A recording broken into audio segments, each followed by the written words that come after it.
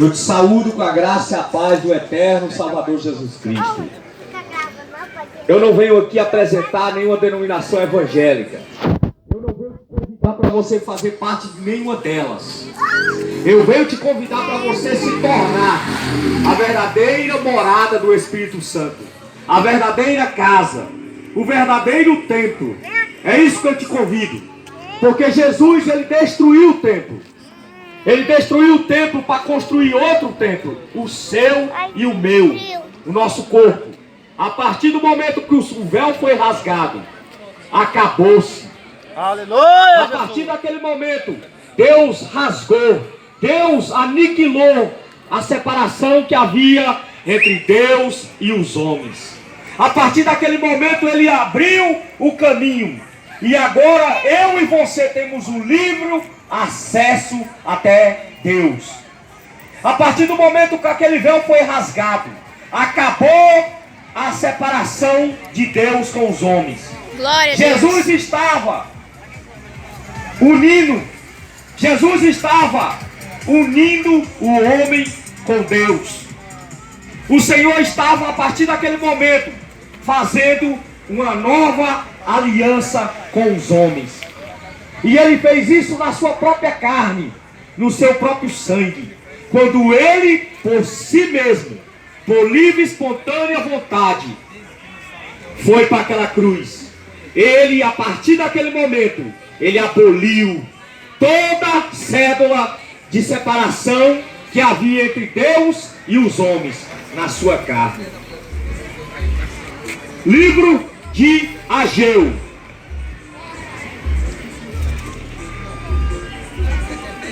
Aleluia, Jesus! Oh, glórias!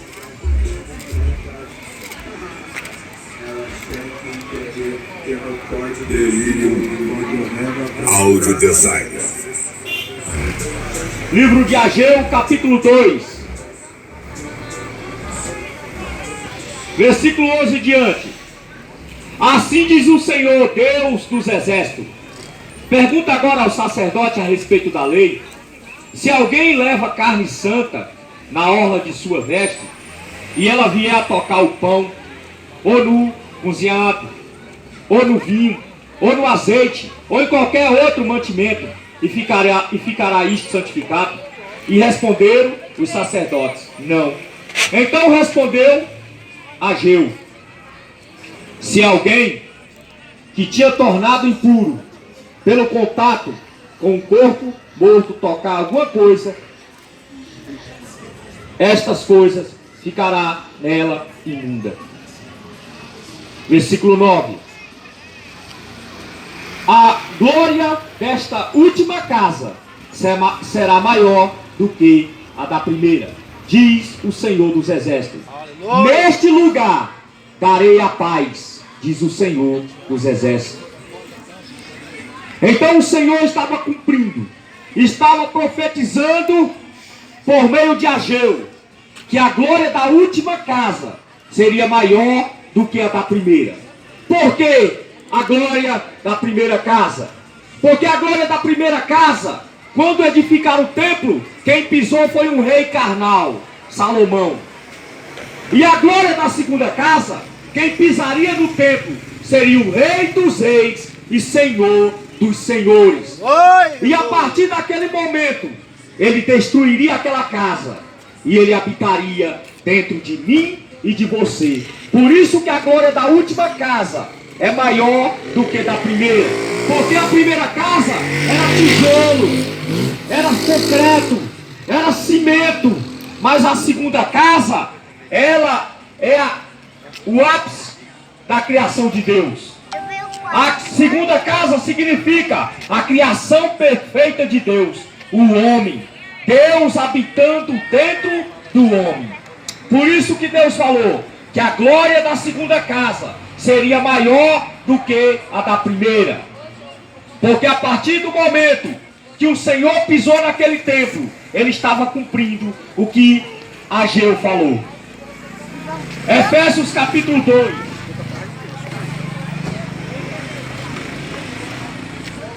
Aleluia, Jesus. Oh, glórias. Efésios capítulo 2, versículo 13. Mas agora, em Cristo Jesus, vós que antes estava longe, fostes aproximados pelo sangue de Cristo, porque Ele é a nossa paz, o qual de ambos fez um, e tendo derribado a parede da separação que estava no meio, a inimizidade, aboliu na sua carne a lei dos mandamentos na forma de ordenanças, para que dos dois criasse em si mesmo um novo homem, fazendo a paz, e reconciliasse ambos em um só corpo com Deus, por intermédio da cruz, destruindo por ela a inimizidade, e vindo, evangelizou a paz a vós outros, que estavam longe, e paz também aos que estavam perto, porque por ele ambos temos acesso ao Pai em um só Espírito.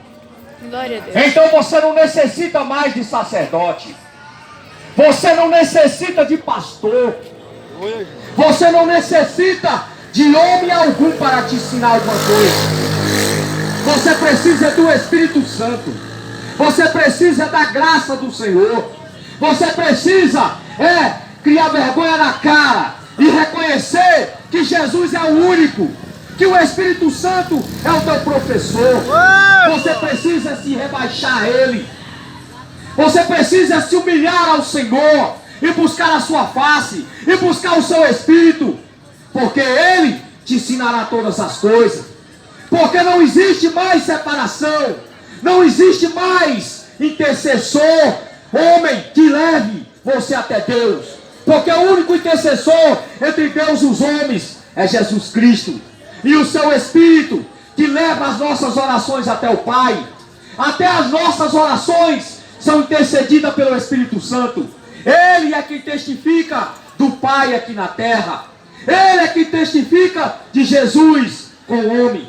Por isso que você não necessita, para servir a Deus, estar debaixo de jugo de homem, estar debaixo de jugo de uma denominação. Você precisa estar debaixo de Jesus Cristo, da patente mão do Senhor, porque Jesus, Ele quebrou toda a separação do homem com Deus. Então não existe mais barreira, não tem parede de concreto que separe mais o homem de Jesus Cristo. É o homem que inventa desculpas, o homem que inventa desculpas para chegar até Deus. Não, eu necessito de um homem, eu necessito de um pastor, eu necessito de uma liderança. É o homem que arruma desculpa, porque não existe mais desculpa, porque Deus quebrou todas as barreiras, não existe mais. Você não precisa mais de homem para te levar até Deus, você precisa se humilhar a Ele, buscar a sua presença, buscar o seu Espírito, e Ele vai te conduzir em toda a verdade. Então, quando Deus falou para Ageu, Ele falou que Ele traria paz naquele templo, Ele traria justiça naquele templo, porque quem pisaria novamente naquele templo seria o Rei dos Reis, Senhor dos Senhores. E Ele trouxe a verdadeira paz. Quando os anjos apareceram para aqueles pastores, eles falaram o seguinte, que Deus traria paz aos homens de boa vontade. A partir daquele momento, a paz estaria vindo sobre a terra. A paz que significa Jesus Cristo. A paz dentro do homem. Quando Jesus está dentro do homem, o homem não teme nada. O homem não tem medo de nada. Ele não teme mais nada. A verdadeira paz. Jesus é que é a verdadeira paz. A verdadeira paz não é a polícia que vai te dar, não é o FBI que vai te dar, não é o exército, não é o Bolsonaro, não é o Caiado, não é ninguém que vai te dar a verdadeira paz. A verdadeira paz você só encontra em Jesus Cristo. Glória a Quando Deus. você tem a verdadeira paz, você é semelhante ao povo de Israel. O povo de Israel, quando Deus jogou a nona praga sobre o Egito, eles estavam comemorando. Deus colocou 10 pragas sobre o Egito e o povo de Israel não sofreu nada. Eles ficaram intactos, livres, mas porém o povo do Egito estava sofrendo, estava sendo banido da face da terra. Deus estava punindo aquele povo, mas o seu povo, Deus o livrava. Sabe por quê? Porque aquele povo tinha a verdadeira paz. A verdadeira paz tem quem tem Jesus Cristo. Glória a Deus. A verdadeira paz tem quem guarda os mandamentos do Senhor. Aleluia. Você acha que a verdadeira igreja, a igreja que não está enquadrada em 4 paredes, está preocupada com doença? Ao contrário, queremos que venha mais. Porque se Deus apertar mais, é sinal que logo ele voltará. A igreja, ela não pede para tirar praga da terra. Ao contrário, a igreja pede para Deus mandar mais. Porque Deus mandando mais, assim ele volta logo. Assim ele resgata a sua igreja. Glória a Deus. Só que as pessoas não confiam mais no mandamento do Senhor. Não confia nos livramentos do Senhor, porque são incrédulos. Porque não confia na palavra do Senhor. Aquele povo de Israel, eles não temiam, eles comemoravam. Enquanto o Egito estava em trevas, ele estava em luz. No livro do Êxodo, fala que quando Deus lançou a 9ª praga sobre o Egito, a praga das trevas, todo o Egito ficou em escuridão. Somente o povo de Israel tinha luz. Quando Deus mandou a praga para matar os animais do Egito, os animais do povo hebreu, não morreu nenhum, porque Deus guardou os seus.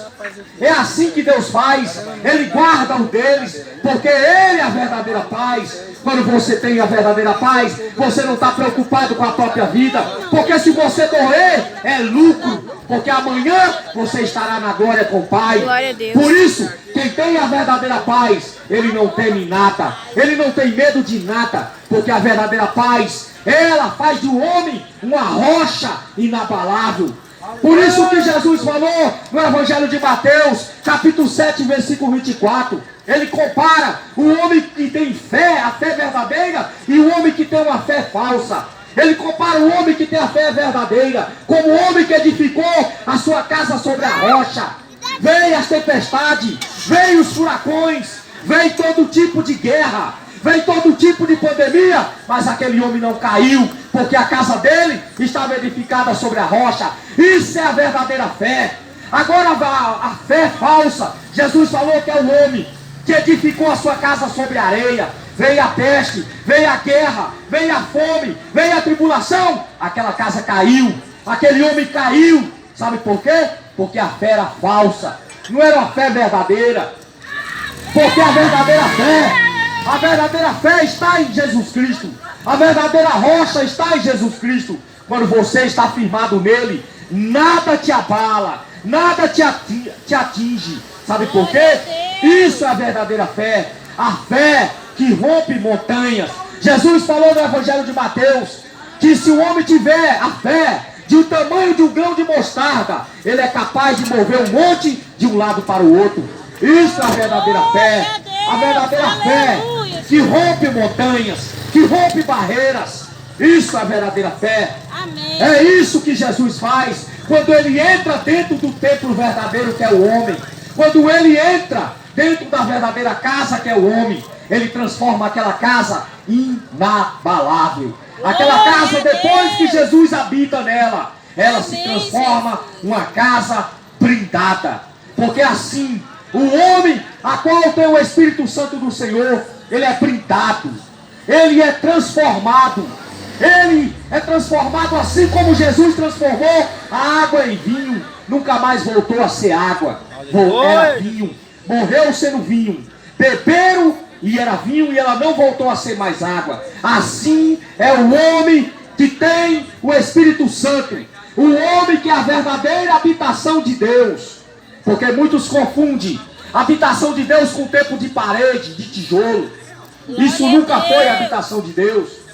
É por isso que foi necessário Jesus vir à terra, vir ao mundo, para acabar com a parede que separava o homem de Deus. Porque o homem necessitava do sacerdote. O sacerdote tinha que ir uma vez ao ano, levar o sacrifício em prol dos pecados daquele povo.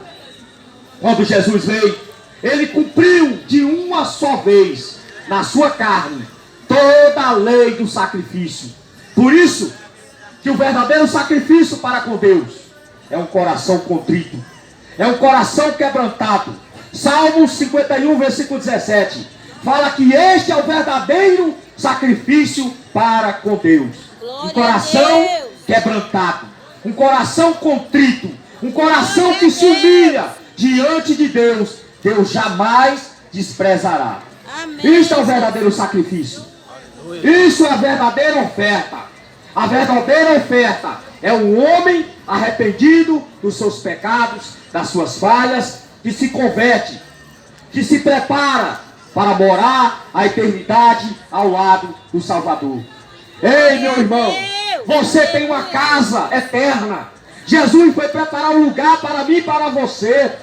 Quando o Espírito Santo sair daqui da terra, quando esta casa terrena desaparecer, quando você descer ao pó, você tem uma eternidade te esperando.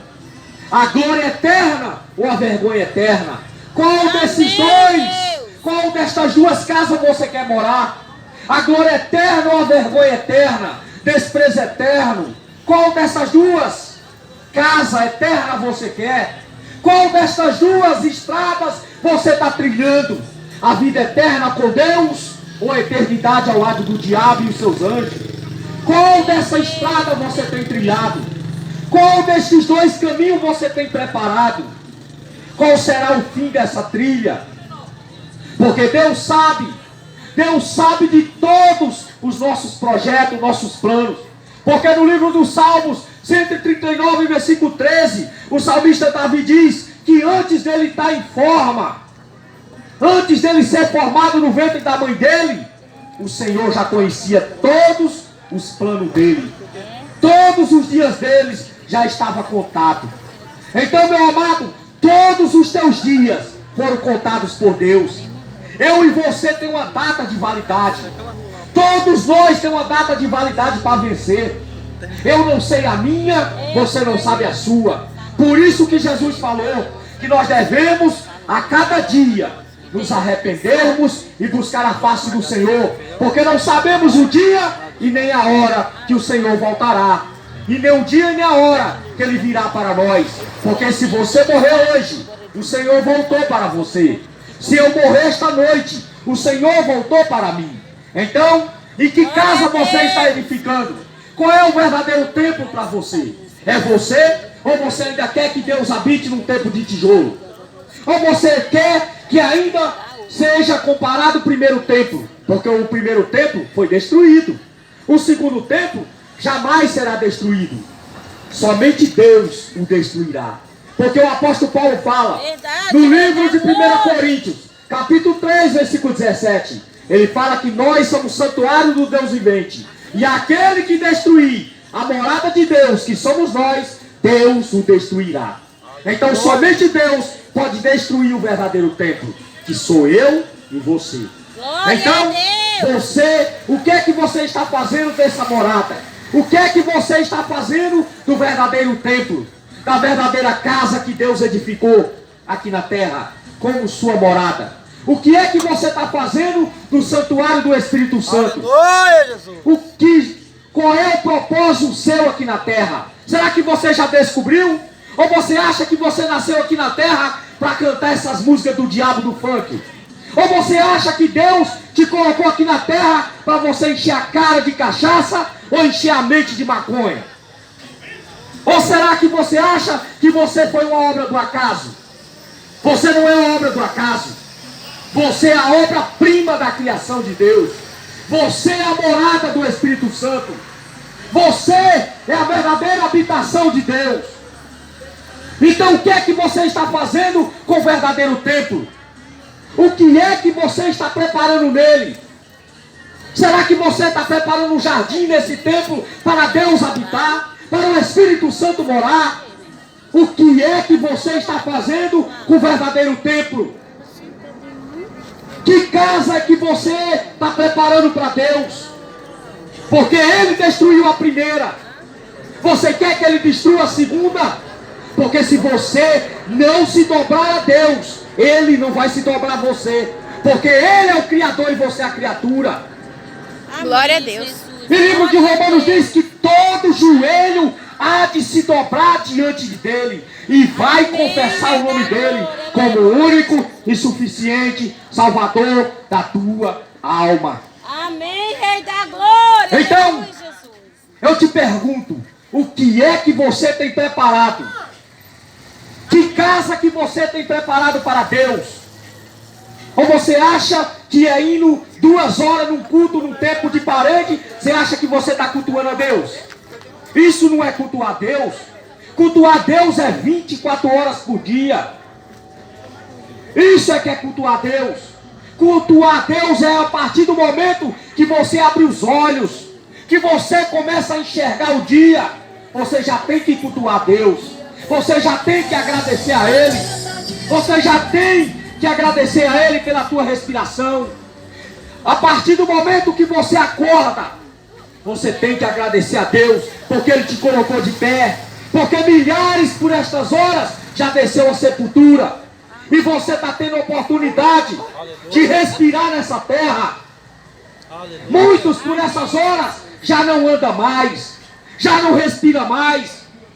Muitos por essas horas já não enxergam mais. Já não podem andar numa feira igual esta. Já não podem comer um pastel igual você está comendo. Já não pode tomar um refrigerante assim como você está tomando. Porque já desceram a sepultura. E não podem mais. Não podem. Porque o salmista diz que os mortos não podem louvar ao Senhor. Os mortos jamais poderão louvar ao Senhor. Porque estão no silêncio. Estão no pó da terra. E só podem sair de lá quando soar da trombeta. Quando o Senhor mandar tocar as trombetas. Aí eles sairão de lá dos túmulos. Então, meu amado irmão, esta noite, escolha. Faça uma escolha para você. O que é que você quer para a tua eternidade? Que casa você está edificando para a tua eternidade? Casa eterna com Deus, nos céus, ou vergonha eterna ao lado do diabo e seus anjos? Aleluia. Eis a tua escolha. Faço como Josué, que colocou uma pedra diante do povo e colocou aquela pedra como testemunha diante do povo. Josué 24. Ele colocou uma pedra e falou para aquele povo de Israel: eis que eu coloco esta pedra como testemunha entre mim e vós. Então, eis aqui a testemunha, a pedra, a palavra do Senhor como testemunha. Aleluia. Essas palavras, elas serão testemunhas contra mim e contra ti no último dia. Que Deus abençoe a tua noite.